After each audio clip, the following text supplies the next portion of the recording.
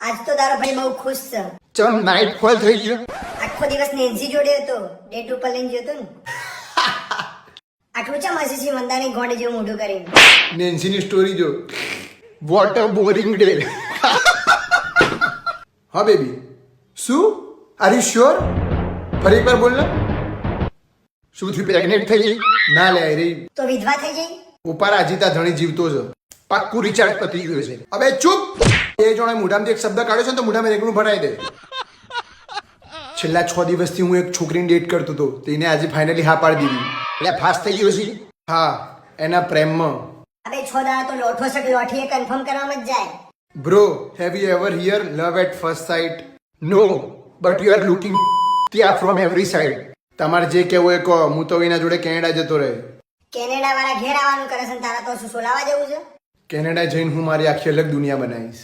ચમ અહીંયા નગરપાલિકાના સંડાસમાં રહી છે. તો એ ત્યાંની પીઆર છે. સોચ, હું કેનેડા જઈને પીઆર થઈ જાય, બંને જણની લાઈફ સેટ, અમારા નાના નાના છોકરાઓ બી હશે, ઘંટો સેટ. હવે ત્યાં જઈને બરફમાં રમશે કોણ? હું. મોગી મોગી ગાડીઓમાં ફરશે કોણ? હું. ત્યાં જઈને ફોટા પડાઈને લોકોની બાળશે કોણ? હું. બસ ને બધું ભાઈઓ મૂકીને જતો રહે ને. એમાં આટલા સેન્ટી શું લેવા થશો? તમારા બેના માટે તો જઈને પૈસા મોકલાવી, એ જલસા કરજો. તું પેલા લાસ્ટ ટાઈમ જરા જોગ્ય લાવ્યો એને 500 રૂપિયા આલે ને.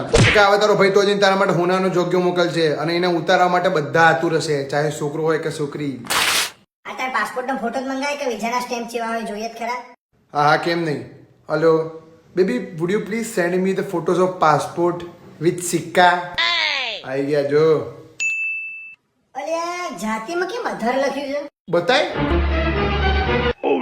મોઢા પરથી ભાઈડા સાપ લાગે છે ને.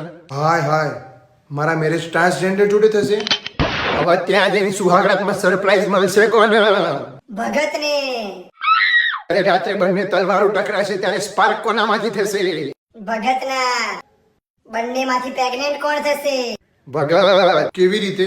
તારું હથિયાર ચેન્જ કરીને. બરોબર છે, બરોબર છે.